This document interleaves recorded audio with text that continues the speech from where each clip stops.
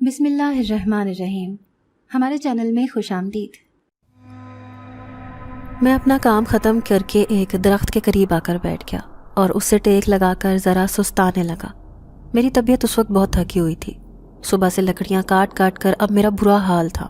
میں اب بہت زیادہ تھک چکا تھا۔ ساری لکڑیاں میں نے ایک گٹھے میں باندھ لی تھی۔ آج کے لیے اتنی ہی کافی تھی، لیکن ابھی بھی دن باقی تھا اور میں سوچ رہا تھا کہ کل کے لیے بھی کچھ جمع کر لوں۔ ابھی اسی سوچ بچار میں تھا، اچانک مجھے ایک بچے کے رونے کی آواز سنائی دی۔ میں چونک گیا، ادھر ادھر دیکھنے لگا، لیکن وہ بچہ مجھے کہیں دکھائی نہیں دے رہا تھا، لیکن اس کی آواز مسلسل سنائی دے رہی تھی اور وہ روتا جا رہا تھا۔ میں اپنی جگہ سے اٹھ کھڑا ہوا، ادھر ادھر نگاہ گھما کر بچے کو ڈھونڈنے لگا، لیکن بچہ نہ جانے کہاں تھا۔ میں آواز کی سمت کا اندازہ لگا کر اس سمت چل پڑا، اور پھر تھوڑا آگے آنے پر مجھے درخت کے قریب ایک بچہ زمین پر پڑا ہوا دکھائی دیا۔ میں فوراً آگے بڑھا کیونکہ مجھے ڈر تھا کہ کہیں وہ بچہ زخمی نہ ہو۔ یہ جنگل تھا، حالانکہ یہاں پر جنگلی جانور نہیں ہوتے تھے، لیکن ذرا آگے گھنے جنگل میں کافی جنگلی جانور پائے جاتے تھے۔ مجھے ڈر تھا کہ کہیں وہ بچہ انہی جانوروں کی وجہ سے زخمی نہ ہو جائے۔ میں فوراً آگے بڑھ گیا، اس بچے کو گود میں اٹھا لیا۔ وہ کچھ دنوں کا ہی بچہ لگ رہا تھا، لیکن وہ نہ جانے یہاں پر کیسے آ گیا تھا۔ میں حیرت زدہ سا ارد گرد دیکھنے لگا کہ شاید اس کے کوئی ماں باپ یا کوئی رشتہ دار یہاں پر موجود ہو، لیکن مجھے دور دور تک کوئی دکھائی نہیں دیا۔ میں کافی دیر وہیں پر کھڑا اس بچے کو لے کر انتظار کرتا رہا۔ میرا ماننا تھا کہ اگر مجھے کوئی نظر آ گیا تو میں بچہ اس کے حوالے کر کے اپنی لکڑیاں اٹھا کر گھر چلا جاؤں گا، لیکن جب شام گہری ہونے لگی اور ارد گرد خوفناک اور ہیبت ناک اندھیرا پھیلنے لگا تو میں بھی گھبرا گیا۔ میں نے اپنی لکڑیاں بھی وہیں ایک درخت کے نیچے رکھ دیں اور اس بچے کو لے کر گھر کی طرف چل پڑا۔ مجھے ڈر تھا کہ کہیں اس کے گھر والے اسے ڈھونڈ نہ رہے ہوں، لیکن جب کافی دیر انتظار کے باوجود کوئی نہیں آیا تو پھر میں نے گھر جانے کی ٹھانی۔ میں اس بچے کو لے کر گھر آ گیا۔ مجھے یہ تھا کہ کہیں میری بیوی شک نہ کرے، لیکن میں نے اسے ساری کہانی پہلے ہی بتا دی، جسے سن کر وہ تھوڑی غمزدہ ہو گئی۔ کہنے لگی، راجو کے ابا، میں اتنے سال اولاد کے لیے ترستی رہی، کتنے دم درود اور حکیموں کا علاج کروایا، لیکن میری کہیں نہیں سنی گئی۔ تو پھر اللہ نے میری جھولی بھر دی اور میری گود میں راجو دے دیا۔ لیکن نہ جانے یہ کیسے ماں باپ ہیں جو اپنی اولاد کو اس طرح اس جنگل میں درخت کے نیچے پھینک گئے۔ لاؤ اسے میری گود میں ڈال دو، میں راجو کے ساتھ اسے بھی پال لوں گی۔ اپنی بیوی کی بات سن کر میں خوش ہو گیا اور وہ بچہ اس کی گود میں ڈال دیا۔ میرا نام اللہ یار ہے، میں ایک گاؤں میں رہتا ہوں۔ میں پیشے کے لحاظ سے ایک لکڑہارا ہوں، لکڑیاں کاٹ کاٹ کر اپنا گزارا کرتا ہوں۔ یہاں پر گاؤں میں ابھی گیس کی سہولت نہیں ہے، اسی وجہ سے یہاں پر لوگ ابھی بھی لکڑیاں ہی جلاتے ہیں۔ اسی وجہ سے میرا کام اچھا چل جاتا ہے۔ اب تو ویسے بھی سردیوں کی آمد تھی، اس وجہ سے لکڑیوں کا کاروبار بھی خوب چمک چکا تھا۔ میں روزانہ کی بنیاد پر جتنی بھی لکڑیاں لے کر آتا وہ سب کی سب بک جاتی ہیں۔ ویسے تو میں نے ایک بار کھیتوں کا ٹھیکہ بھی لیا تھا، وہاں پر میں کھیتی باڑی کرتا تھا، لیکن اس میں مجھے نقصان ہوا تھا۔ اس کے بعد میں دل برداشتہ ہو گیا، دوبارہ سے لکڑیاں کاٹنے کی طرف ہی آ گیا۔ وہ کام محنت طلب تھا اور صرف محنتی لوگ ہی اسے کر سکتے تھے، لیکن میں یہ کام خوشی سے کر لیتا تھا۔ میں شروع سے ہی اسی پیشے سے وابستہ تھا۔ کچھ عرصہ پہلے ہی میری ماں کا انتقال ہوا تھا۔ میری ماں نے اپنی بھانجی کے ساتھ میری شادی طے کی تھی۔ ویسے بھی میں سریا کو پسند کرتا تھا، بہانے سے میں نے اماں کے کان میں یہ بات ڈال دی تھی۔ اماں کو بھی سریا پسند تھی، اسی لیے اماں نے بھی دیر نہیں کی، جلد ہی میری بات پکی کر کے خالہ سے شادی کی تاریخ لے لی۔ یوں سریا دلہن بن کر میرے آنگن میں اتر آئی۔ اماں بہت خوش تھیں کیونکہ سریا ایک اچھی با حیا اور با کردار لڑکی تھی۔ اس کے علاوہ وہ گھر کے کام کاج میں بھی بہت ماہر تھی۔ اس نے آتے ہی اماں کو صحیح معنوں میں تخت پر بٹھا دیا تھا اور خود گھر کا ہر کام پھرتی سے کرنے لگی۔ میں جب گھر آتا تو گھر صاف ستھرا اور تازہ پکا ہوا کھانا دیکھ کر میری طبیعت حشاش بشاش ہو جاتی۔ سریا خود بھی صاف ستھری اور بنی سنوری رہتی تھی، وہ مجھے اس طرح اچھی لگتی تھی۔ ہماری شادی کے شروعات کے دن بہت اچھے گزر رہے تھے، میں بہت خوش تھا، لیکن 1 سال کے بعد ہی سریا نے دبے دبے لفظوں میں بچے کے بارے میں بات کی، تو میں نے اسے ٹال دیا کہ ابھی دن ہی کتنے ہوئے ہیں، جب بچہ ہونا ہوگا تو ہو جائے گا، لیکن ثریا اس معاملے میں بہت زیادہ پریشان تھی، اور اس کا اندازہ مجھے تب ہوا جب وہ ایک دن اماں کو لے کر دائی کے پاس چلی گئی۔ دائی نے اس کا چیک اپ کیا اور کہا کہ سب کچھ ٹھیک ہے، اللہ کی طرف سے دیر ہے۔ اور پھر اس کے بعد ثریا نے کچھ وقت ہی انتظار کیا، لیکن پھر وہ ٹکی نہیں۔ اس نے کوئی درگاہ، کوئی پیر، کوئی فقیر، کوئی حکیم نہیں چھوڑا، ہر طرح کا علاج کروایا۔ اور پھر جب وہ تھک ہار کر بیٹھ گئی، تب شادی کو 5 سال ہو گئے تھے، اس کی امید ٹوٹ گئی تھی، تو اللہ نے اس کی جھولی میں راجو کی شکل میں ایک پیارا سا بیٹا اتار دیا۔ میں اور ثریا اسے دیکھ دیکھ کر جیتے تھے۔ راجو ابھی چند ماہ کا ہی تھا کہ اماں کو موسمی بخار نے آن گھیرا، اور پھر اماں ایسی پلنگ سے جا لگی کہ جان بر نہ ہو سکی، اور ایک رات خاموشی سے رخصت ہو گئی۔ میرے لیے یہ صدمہ بہت بڑا تھا۔ راجو اور ثریا کا ساتھ نہ ہوتا تو شاید میں پاگل ہو جاتا، لیکن ان دونوں کی بدولت میں جلد ہی زندگی کی طرف لوٹ آیا اور اپنے روزمرہ کے کام سر انجام دینے لگا۔ اماں کی یاد تو بہت آتی تھی، لیکن میں کیا کر سکتا تھا؟ یہی نظام قدرت ہے۔ راجو اب بڑا ہو رہا تھا، اس کی ضروریات بڑھ رہی تھیں۔ میرے کام بھی ٹھیک تھا، لیکن پھر بھی مجھے اس کے ساتھ ساتھ کچھ اور بھی کرنا تھا۔ میں نے اپنے طور پر کھیتی باڑی کا بھی سوچا۔ ٹھیکے پر زمین لے کر میں اس پر فصل اگانے لگا، لیکن چونکہ مجھے اس کا تجربہ نہیں تھا، اسی لیے میں نے اس میں نقصان اٹھایا۔ پھر ثریا کے مشورے پر میں نے دوبارہ لکڑیاں کاٹنے کا کام شروع کر دیا، لیکن یہ کام محنت لیتا تھا، لیکن میرے لیے یہی بہترین تھا۔ میں جنگل سے لکڑیاں کاٹتا، لا کر کچھ شہر میں بیچ دیتا اور کچھ گاؤں میں ہی بک جاتی۔ آج سے پہلے کبھی جنگل میں مجھے نہ تو کوئی انسان نظر آیا تھا اور نہ ہی کوئی اور، لیکن آج ایک بچے کی رونے کی آواز سن کر جب میں وہاں پر گیا اور دیکھا کہ ایک چھوٹا سا بچہ کپڑے میں لپٹا ہوا درخت کے نیچے پڑا ہوا تھا، میں گھبرا گیا۔ میں نے ارد گرد دیکھا، لیکن مجھے یہاں پر کوئی نظر نہیں آیا۔ شاید اس کے ماں باپ قریب ہی ہوں گے، لیکن جب وہ کافی دیر انتظار کے بعد بھی اس کو لینے نہیں آئے تو میں اس بچے کو لے کر گھر چلا آیا۔ ثریا نے فوراً اسے اپنی گود میں لے لیا۔ راجو اب 1.5 سال کا ہو چکا تھا۔ راجو کو تو ایک کھلونا مل گیا۔ وہ اس بچے کے ساتھ بھی کھیلتا اور اسے بھی اپنے ساتھ کھلانے کی کوشش کرتا۔ میں ابھی تک اس بچے کے ماں باپ کو ڈھونڈ رہا تھا، کیونکہ مجھے پریشانی تھی وہ میرے اوپر ہی الٹا کوئی کارروائی نہ کر دیں۔ لیکن تقریباً 1 ماہ ہونے والا تھا۔ اس بچے کے گھر والوں کا کچھ پتہ نہیں تھا۔ میں نے گاؤں کے لوگوں سے بھی پتہ کیا، مساجد میں بھی اعلان کروائے، لیکن کچھ خبر نہ ہوئی۔ وہ بچہ میرے ہی گھر میں پڑھنے لگا۔ ثریا نے اس کا نام ببلو رکھا تھا۔ مجھے بھی اس بچے سے انسیت سی ہو گئی تھی، کیونکہ شام کو جب میں گھر آتا تو وہ اپنی باریک سی آواز میں رو رہا ہوتا اور مجھے دیکھ کر ہاتھ پیر ہلا کر میرا استقبال کرتا۔ میں آتے ہی اس کے ساتھ کھیل میں مگن ہو جاتا۔ لیکن ایک دن جب میں اس کے ساتھ اسی طرح شام کے وقت کھیل رہا تھا کہ اچانک مجھے ایسا محسوس ہوا جیسے اس بچے کے چہرے پر ایک سایہ سا لہرایا ہو، ایک عکس بن کر مٹا ہو۔ میں چونک اٹھا، لیکن یہ صرف چند لمحوں کی بات تھی۔ مجھے دوبارہ ویسا عکس یا سایہ نظر نہیں آیا، لیکن وہ چند لمحے مجھے گہرے خوف میں مبتلا کر گئے۔ جو عکس اس کے چہرے پر بنا تھا وہ بہت خوفناک سا تھا، اور اس نے ایک لمحے کے لیے میرا دل اپنی مٹھی میں لے لیا تھا۔ میں گھبرا کر اٹھ کھڑا ہوا۔ ثریا نے جو مجھے یوں اٹھتے ہوئے دیکھا تو پوچھنے لگی، کیا ہوا راجو کے ابا، آپ اتنا گھبرا کیوں رہے ہیں؟ تو میں نے اس سے کہا کہ نہیں، کچھ نہیں، میں ہاتھ منہ دھو کر آتا ہوں۔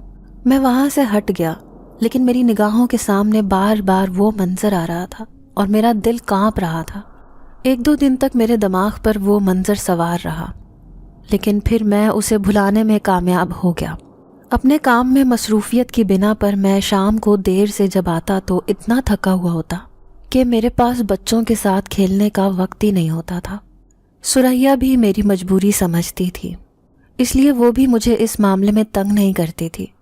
کچھ دن اسی طرح سے گزر گئے، لیکن آج میں جلدی گھر آ گیا تھا، کیونکہ ثریا کی بہن کی منگنی تھی، اسے میرے ساتھ وہاں پر جانا تھا۔ اس نے دونوں بچوں کو تیار کر دیا، خود بھی تیار بیٹھی تھی۔ میں جیسے ہی گھر آیا جلدی سے نہا کر کپڑے تبدیل کیے، ثریا کو لے کر دوسرے گاؤں اس کی بہن کی منگنی پر چلا آیا۔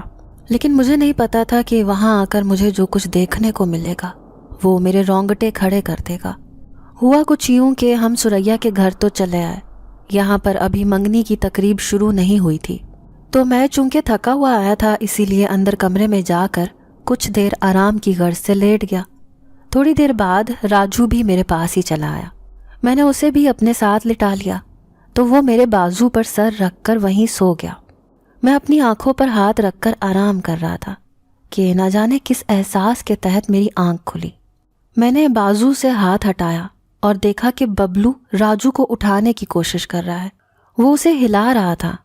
ببلو کو اس طرح کھڑا دیکھ کر میں ہکا بکا رہ گیا اور ایک دم سے اٹھ بیٹھا. لیکن جب تک میں اٹھا تب تک وہ ببلو وہاں سے غائب ہو چکا تھا اور اب وہ وہاں موجود نہیں تھا. میں نے کمرے میں ادھر ادھر نگاہ دوڑائی لیکن مجھے ببلو کہیں نظر نہیں آیا. میں پریشان ہو گیا. ایک دم اٹھ کر باہر آیا. سریا سے ببلو کے بارے میں پوچھا تو پتہ چلا کہ وہ تو جھولے میں سو رہا ہے. میں جھولے میں اسے دیکھنے کے لیے آیا تو وہ واقعی وہاں پر سو رہا تھا. میں پریشان ہو گیا کہ آخر کچھ دیر پہلے جو کچھ میں نے دیکھا تھا وہ سب کیا تھا. اس کے بعد میرا دھیان بار بار ببلو کی طرف ہی جاتا تھا. میں منگنی کی رسم میں بھی غائب دماغی سے بیٹھا رہا. مجھے سمجھ نہیں آ رہی تھی کہ آخر یہ میرا وہم ہے یا کیا، لیکن اتنا پکا وہم میں جھٹلا نہیں پا رہا تھا. ہم رات کو جب اپنے گھر واپس آئے تو سریا مجھ سے پوچھنے لگی، آخر آپ کو کیا ہوا تھا؟ آپ وہاں پر اتنے غائب دماغ اور اتنے غیر حاضر کیوں بیٹھے ہوئے تھے؟ میں نے سریا سے کہا کہ پتہ نہیں کیا ہوا تھا، ایک دم سے طبیعت خراب ہو گئی تھی، دل گھبرا رہا تھا، اسی وجہ سے میں ایسے بیٹھا رہا. اگر میں سریا کو سچ بتا دیتا تو نہ جانے وہ کیا سمجھتی اور کیا کرتی، جبکہ ابھی میں خود اس سچ کے بارے میں شش و پنج میں مبتلا تھا. سریا میری بات پر سر ہلاتی ہوئی اٹھ کھڑی ہوئی. کہنے لگی میں آپ کو گرم دودھ کر کے لا دیتی ہوں، شاید اس سے آپ کو اچھی نیند آئے گی اور پھر آپ کی طبیعت بہتر ہو جائے گی. کچھ دیر بعد سریا نے دودھ گرم کر کے لا دیا اور میں پی کر سونے کے لیے لیٹ گیا. لیکن کچھ دیر بعد ہی میری آنکھوں کے سامنے ببلو کا وہی چہرہ بار بار آنے لگا تو میں نے گھبرا کر اٹھ بیٹھا. ببلو کو دیکھا تو وہ اپنے بستر پر سو رہا تھا. ببلو کو ہمارے پاس آئے ہوئے 2 ماہ ہو چکے تھے. ان 2 ماہ میں 2 بار میں نے اس کا اتنا خوفناک اور عجیب چہرہ دیکھا تھا. اس چہرے کے پیچھے کیا کہانی تھی یہ تو مجھے معلوم نہیں، لیکن اس بات نے اندر سے مجھے بے حد پریشان کر دیا تھا. میں قرآنی آیات کا ورد کرتے کرتے نہ جانے کب سو گیا، مجھے کچھ پتہ نہیں چلا. اگلے دن میں جنگل میں لکڑیاں کاٹنے کے لیے چلا گیا. آج میرا ارادہ تھا کہ میں زیادہ لکڑیاں کاٹ کر انہیں شہر میں فروخت کر دوں گا، کیونکہ میں نے کچھ لکڑیاں پہلے سے بھی جمع کر رکھی تھیں. میں اسی میں مصروف تھا کہ اچانک مجھے محسوس ہوا جیسے میرے پیچھے کوئی کھڑا ہے. میں چونک کر پلٹا تو یہ دیکھ کر میرے پیروں تلے سے زمین کھسک گئی. وہاں پر ببلو کھڑا تھا. میں اسے دیکھ کر حیرت زدہ رہ گیا. قریب تھا کہ میں اس سے کچھ کہتا، وہ وہاں سے چلا گیا. میں پھر سے اپنے آپ میں الجھ گیا. نہ جانے وہ یہاں موجود بھی تھا یا نہیں، اور جو کچھ میں نے دیکھا وہ سچ بھی تھا یا نہیں. میں اپنا کام ادھورا چھوڑ کر اسی طرح گھر واپس آ گیا. سریا سے ببلو کی بابت دریافت کیا تو پتہ چلا کہ وہ اندر راجو کے ساتھ کھیل میں مصروف ہے. میں اندر کمرے میں گیا تو دونوں کھیل رہے تھے. ببلو ہاتھ پیر مار رہا تھا جبکہ راجو اس کی طرف چیزیں بڑھا کر اسے ہنسا رہا تھا. میں بے بسی سے ببلو کی طرف دیکھتا رہ گیا. نہ جانے اس کے پیچھے کیا بات ہے، کیا راز ہے، مجھے کچھ سمجھ نہیں آ رہی تھی. اس بات نے مجھے بہت الجھا دیا تھا، لیکن میں سریا سے یہ بات کرنے کا حوصلہ نہیں پا رہا تھا، کیونکہ مجھے معلوم تھا کہ وہ ماں ہے، گھبرا جائے گی اور نہ جانے کیا خیال کرے. اسی لیے میں نے سریا سے اس سلسلے میں کوئی بات نہیں کی. تاہم اب میں نے ببلو کے اوپر نظر رکھنا شروع کر دی تھی. میں اس کی حرکات کی طرف بغور دیکھتا تھا، لیکن ابھی تک مجھے کچھ ایسی بات نہیں ملی جس سے میرے شک کی تصدیق ہوتی. ببلو ایک بہت ہی پیارا اور ذہین بچہ تھا. وہ اب جیسے جیسے بڑا ہو رہا تھا ویسے ویسے وہ چیزوں کو بڑی ذہانت اور سمجھداری سے سمجھ رہا تھا. میں اکثر حیران ہوتا، وہ بہت جلدی چیزوں کو سمجھنے کی صلاحیت رکھتا تھا. راجو اس کے ساتھ لگا رہتا تھا اور وہ راجو کے ساتھ کھیلتا رہتا. دونوں میں بہت محبت تھی، لیکن مجھے اس بات کا ڈر تھا کہ کہیں ببلو راجو کو کوئی نقصان نہ پہنچا دے. ببلو اب 6 ماہ کا ہو چکا تھا اور وہ بیٹھنے لگ گیا تھا. راجو اس کے ساتھ ساتھ ہی رہتا تھا. راجو کو تو میں نے اسکول میں داخل کروا دیا تھا. وہ جیسے ہی اسکول سے گھر آتا ببلو کے ساتھ کھیلتا رہتا۔ راجو کے بعد خدا کی کرنی ایسی ہوئی کہ سریا کی دوبارہ امید نہیں بنی۔ راجو ہمارا اکلوتا بیٹا رہ گیا۔ اگر جو ببلو نہ ہوتا تو شاید راجو بھی اکیلا اتنا خوش نہ ہوتا، لیکن اب ببلو کی بدولت وہ کافی خوش تھا۔ انہی دنوں میں ایک دن اچانک سریا کی ماں کی طرف سے پیغام آیا۔ ان کی طبیعت بہت زیادہ خراب تھی۔ انہوں نے سریا کو بلایا تھا۔ میں نے سریا کو جانے کا کہہ دیا، لیکن وہ بچوں کو چھوڑ کر جانے پر راضی نہیں تھی۔ میں نے اسے کسی نہ کسی طرح سمجھا دیا کہ گھر جا کر اپنی ماں کی خیر خبر لو، باقی بچوں کو میں سنبھال لوں گا۔ سریا پہلی بار اس طرح سے بچوں سے الگ ہو رہی تھی۔ اس کے دل میں کئی طرح کے وہم تھے، لیکن اپنی ماں کی وجہ سے وہ بچوں کو چھوڑ کر چلی گئی۔ راجو اور ببلو نے دونوں نے مجھے بالکل تنگ نہیں کیا۔ پہلے تو کھیلتے رہے، پھر راجو کو بھوک لگی تو وہ ذرا رونے لگا۔ میں نے اسے دودھ کا فیڈر بنا کے دے دیا۔ اتنے میں ببلو بھی دودھ پی کر سو چکا تھا۔ راجو ابھی بھی دودھ پی رہا تھا کہ اچانک اس نے میری طرف فیڈر بڑھایا، کہنے لگا تھوڑا اور دودھ ڈال دو۔ اس کی آواز سن کر مجھے جیسے 100 واٹ کا کرنٹ لگا۔ میں ایک جھٹکے سے پیچھے ہٹا اور خوفزدہ نگاہوں سے اسے دیکھنے لگا، لیکن وہ یہ کہہ کر دوبارہ آنکھیں بند کر کے لیٹ گیا۔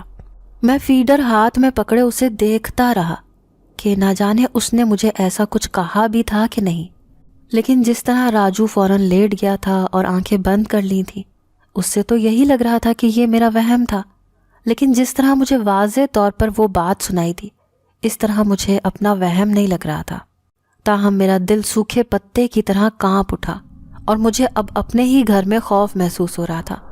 ببلو، جسے میں نے پالا پوسا اور یہاں تک کہ وہ پچھلے 6 ماہ سے تقریباً ہمارے ساتھ تھا، اب مجھے اس سے خوف محسوس ہو رہا تھا۔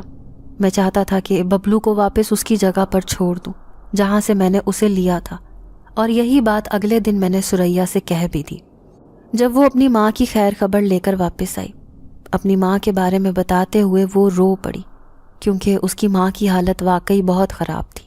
سریا نے بچوں کے بارے میں پوچھا تو میں نے اسے ہر طرح کی تسلی دی اور کہا کہ سب کچھ ٹھیک ہے، لیکن کل سے میں ایک بات سوچ رہا ہوں، تم سے اس سلسلے میں مشورہ کرنا چاہتا ہوں۔ میں نے سریا سے کہا تو وہ میری طرف متوجہ ہو گئی، کہنے لگی کیا بات ہے راجو کے ابا؟ میں نے اپنی ہمت جمع کرتے ہوئے اسے مخاطب کیا، کہا کہ سریا، میں نے سوچا ہے کہ میں ببلو کو وہیں پر چھوڑ دوں جہاں سے میں نے اسے لیا تھا۔ اس کی وجہ یہ ہے کہ میں نے دیکھا ہے کہ ببلو کے اندر کچھ ایسے اثرات ہیں یا کچھ ایسی غیر مرئی مخلوق ہے جو مجھے دکھائی دے رہی ہے۔ میں نہیں چاہتا کہ اس کا نقصان راجو کو یا تمہیں ہو یا پھر میرے گھر کو۔ میری بات سن کر سریا نے اپنے سینے پر ہاتھ رکھ لیا، کہنے لگی یہ آپ کیا کہہ رہے ہیں راجو کے ابا؟ ببلو میرے ساتھ ہر وقت ہوتا ہے، میں نے تو آج تک اس میں ایسی کوئی بات نہیں دیکھی، پھر آپ کو کیسے نظر آ گئی؟ سریا نے حیرت سے کہا تو میں نے اسے اپنے ساتھ بیتے ہوئے جتنے بھی واقعات تھے وہ بتا دیے۔ میری بات سن کر وہ گہری سوچ میں چلی گئی، کہنے لگی کہ میں تو آپ کو یہی کہوں گی کہ ببلو ابھی بہت چھوٹا ہے، نہ جانے وہاں پر جنگل میں کیا صورتحال ہو، اور آپ اگر اسے وہاں چھوڑ آئے اور کل کلاں کو اسے وہاں پر کوئی جانور چیر پھاڑ دے تو ساری زندگی میرے اور آپ کے دل سے یہ غم ختم نہیں ہوگا۔ اسی لیے میں یہی چاہوں گی کہ آپ اسے یہیں پر رہنے دیں، ہمارے گھر میں ہی۔ ابھی تو اس نے ہمیں کوئی نقصان نہیں پہنچایا، لیکن اگر اس نے ایسی کوئی کوشش کی تو پھر بے شک آپ اسے وہیں چھوڑ آئیے گا جہاں سے اسے لے کر آئے تھے۔ سریا نے گویا بات ہی ختم کر دی تو میں بھی چپ ہو گیا۔ واقعی ببلو نے ابھی تک تو کوئی نقصان نہیں پہنچایا تھا، اور اگر وہ کوئی نقصان پہنچائے گا تو پھر دیکھی جائے گی۔ میں بھی یہ سوچ کر مطمئن ہو گیا۔ اپنے کام پر میں روزانہ کی بنیاد پر جانے لگا تھا۔ آج کل چونکہ سیزن تھا، سردیاں تھیں، اور اکثر شہروں میں گیس کی بندش کی وجہ سے لکڑیوں کی بہت مانگ تھی، اس لیے مجھے کافی وقت لگ جاتا تھا، میں کافی تھک بھی جاتا تھا، لیکن یہ شکر تھا کہ کام کافی اچھا چل رہا تھا۔ انہی دنوں میں ایک دن جب میں گھر واپس آیا تو سریا سر پکڑ کر بیٹھی ہوئی تھی، اس کے سر پر دوپٹہ بندھا ہوا تھا۔ میں نے اس سے پوچھا کیا ہوا سریا، طبیعت تو ٹھیک ہے؟ کہنے لگی آج بہت برا ہوا ہے، اور جب سے وہ سب دیکھا ہے میرے سر میں بہت درد ہے، میں بہت ٹینشن میں ہوں۔ سریا نے پریشانی کے عالم میں کہا۔ سریا کی حالت دیکھ کر مجھے اندازہ ہو رہا تھا کہ کوئی بہت بڑی بات ہے۔ میں نے اس سے پوچھا کہنے لگی کہ میں دونوں بچوں کو سلا کر دوپہر کے وقت نہانے کے لیے گئی تھی، لیکن جب میں واپس آئی تو راجو تو سو رہا تھا لیکن ببلو کہیں نہیں تھا۔ میں بے حد پریشان ہوئی کیونکہ ابھی تو وہ صرف گھٹنوں کے بل چلتا ہے اور اتنی دور تک جا بھی نہیں سکتا۔ میں نے سارے گھر میں اسے ڈھونڈ لیا لیکن مجھے ببلو کہیں نظر نہیں آیا۔ میں بے حد پریشان ہو گئی، سوچنے لگی نہ جانے وہ کہاں چلا گیا۔ سوچ سوچ کر میرا دماغ تھک چکا تھا۔ میں ادھر ادھر اسے ڈھونڈتی پھر رہی تھی۔ گلی تک میں اسے دیکھ لیا تھا لیکن وہ کہیں پر بھی نہیں تھا، اور پھر جب میں گلی میں اچھی طرح دیکھ کر واپس کمرے میں آئی تو دیکھا کہ وہ راجو کے ساتھ بستر پر ہی لیٹا ہوا تھا۔ میں حیرت زدہ رہ گئی اور انتہائی خوف زدہ ہو گئی، حالانکہ میں نے اچھی طرح دیکھا تھا وہ بستر پر نہیں تھا اور سارے گھر میں مجھے کہیں نظر نہیں آیا تھا، لیکن نہ جانے اب وہ کہاں سے آ گیا تھا۔ میں گلی تک میں دیکھ آئی تھی لیکن راجو کے ابا مجھے ببلو کہیں نظر نہیں آیا، اور جب میں کمرے میں واپس آئی تو وہ بستر پر پڑا سو رہا تھا۔ میں اس وقت سے بہت خوف زدہ ہوں اور یہ سوچ کر میرا دماغ پھٹے جا رہا ہے کہ آخر ببلو کہاں گیا تھا اور کیسے واپس آیا۔ سریا نے تفصیل سے ساری بات بتائی تو میں خود بھی پریشان ہو اٹھا۔ میں نے سریا سے کہا کہ میں نے تم سے پہلے ہی یہ بات کہی تھی کہ مجھے ببلو میں کچھ آثار نظر آ رہے ہیں، لیکن تم نے میری بات نہیں مانی اور اپنی بات پر قائم رہی۔ اب میں تمہاری ایک نہیں سنوں گا۔ میں ببلو کو واپس جنگل میں وہیں چھوڑ کر آؤں گا جہاں سے میں لے کر آیا تھا۔ میں نے 2 ٹوک انداز اختیار کیا اور اٹھ کر اندر کمرے میں آ کر لیٹ گیا۔ میرا ارادہ تھا کہ صبح جب جنگل جاؤں گا تو ببلو کو بھی ساتھ لے جاؤں گا، لیکن وہ رات میرے اوپر بہت بھاری گزری۔ ببلو کو شاید معلوم ہو گیا تھا کہ میں اسے جنگل میں چھوڑ آؤں گا، اسی لیے وہ ساری رات چیختا رہا، چلاتا رہا، بھاری آواز میں وہ ہمیں ڈراتا اور دھمکاتا رہا۔ ببلو کو اس حالت میں دیکھ کر میں اور سریا بہت پریشان اور خوفزدہ تھے۔ ہم راجو کو لے کر ایک دوسرے کمرے میں بند ہو کر بیٹھ گئے، جبکہ باہر ببلو چیخ رہا تھا، چلا رہا تھا۔ مجھے بہت خوف محسوس ہو رہا تھا، اپنے لیے نہیں، راجو اور سریا کے لیے۔ میں نہیں چاہتا تھا کہ ان دونوں کے اوپر کوئی آنچ آئے۔ یہ تو میری حماقت تھی جو میں ایک پرایا بچہ اس طرح اٹھا کر گھر پر لے آیا تھا۔ مجھے اسے نہیں لانا چاہیے تھا، لیکن میں کیا کرتا؟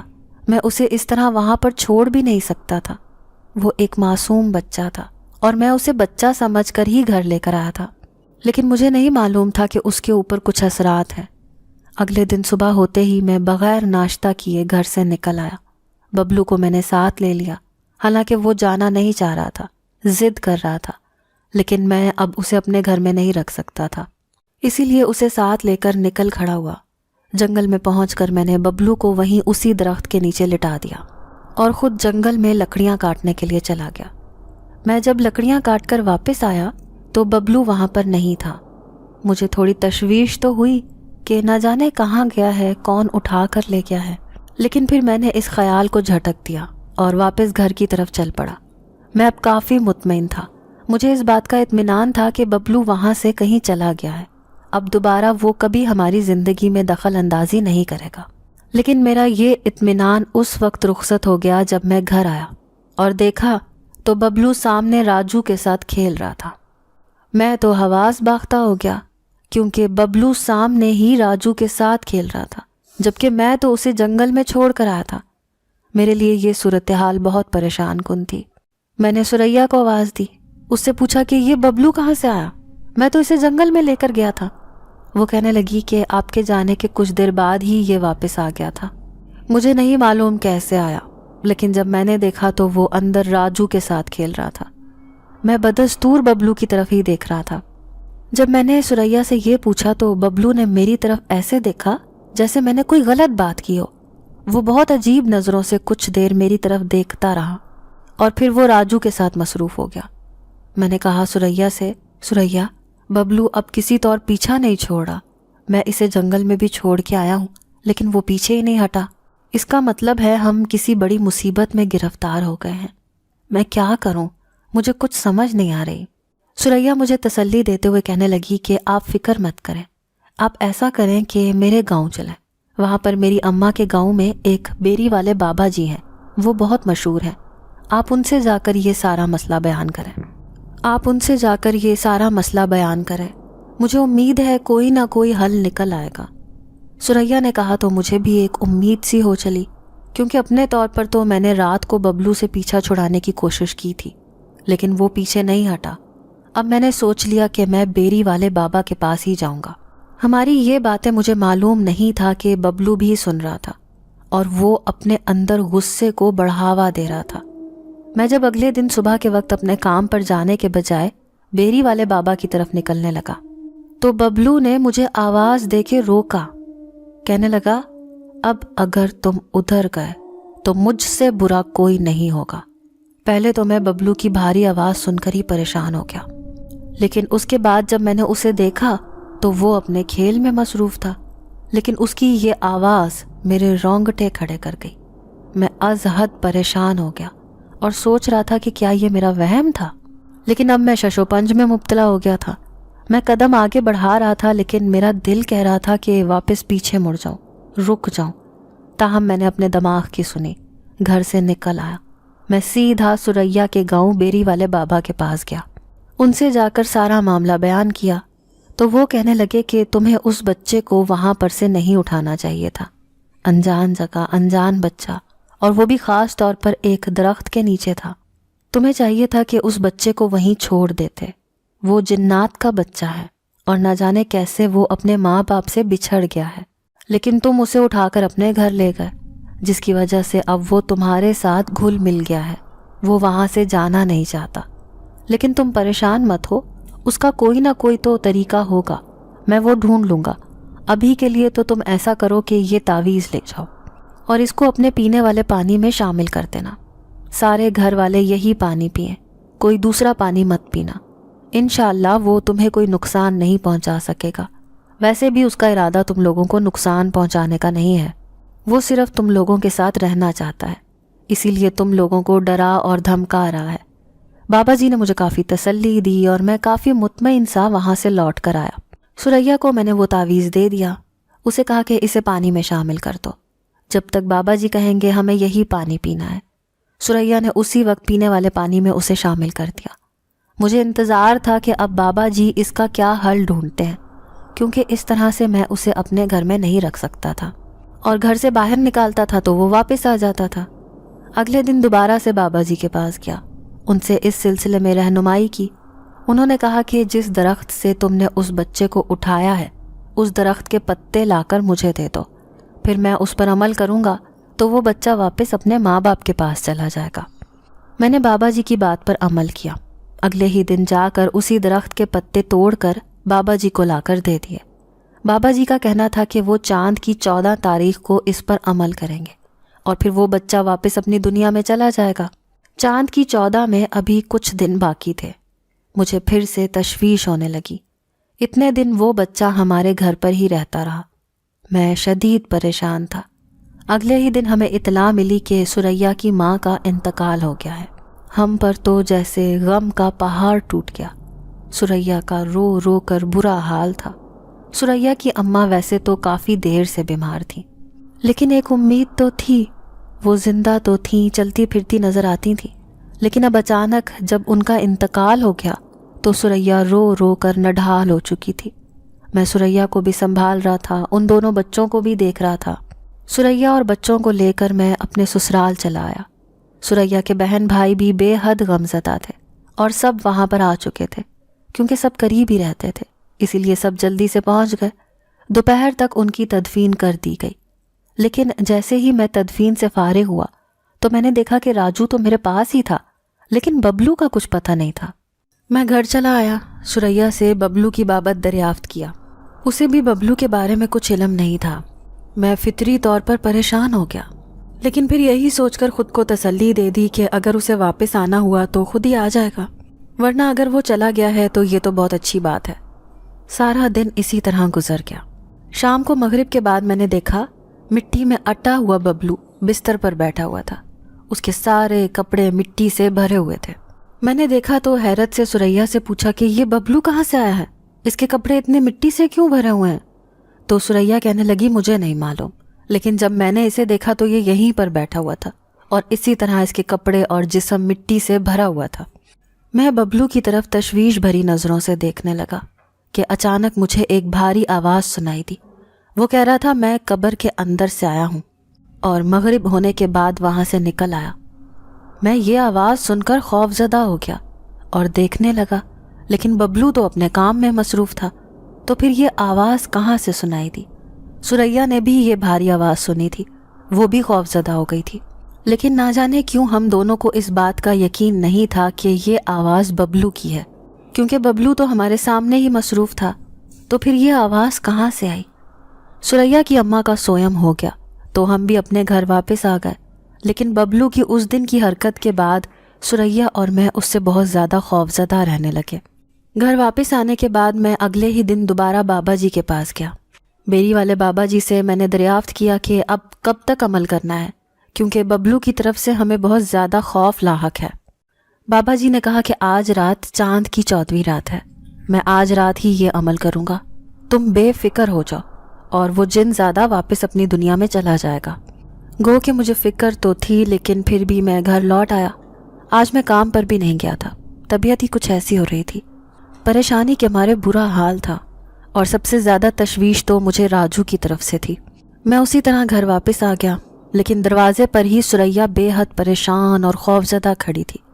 میں اسے دیکھ کر خود پریشان ہو گیا۔ پوچھنے پر پتہ چلا کہ ببلو اور راجو دونوں ہی نہیں مل رہے۔ سریا نے ہر طرف دیکھ لیا ہے، ان دونوں کا کچھ پتہ نہیں تھا۔ سریا بے حد پریشان تھی، اور خود میں اپنی جگہ بہت پریشان ہو گیا۔ میں نے گاؤں میں ارد گرد ہر جگہ پر دیکھ لیا، لیکن مجھے نہ تو راجو ملا، نہ ہی ببلو کا کچھ اتا پتہ ملا۔ میں رو دینے والا تھا، میری اتنی منتوں مرادوں والی اولاد نہ جانے کہاں چلی گئی تھی اور کس حال میں تھی۔ پریشانی کے مارے میں راستے میں ہی کہیں ہوش کھو کر گر گیا۔ مجھے کچھ پتہ نہیں چلا کہ میرے ساتھ کیا ہوا۔ جب مجھے ہوش آیا تو میں اپنے گھر پر موجود تھا، میرے سر پر پٹی بندھی ہوئی تھی۔ راستے میں گر جانے پر گاؤں کے لوگوں نے مجھے دیکھ لیا تھا، وہی مجھے گھر پہنچا گئے تھے۔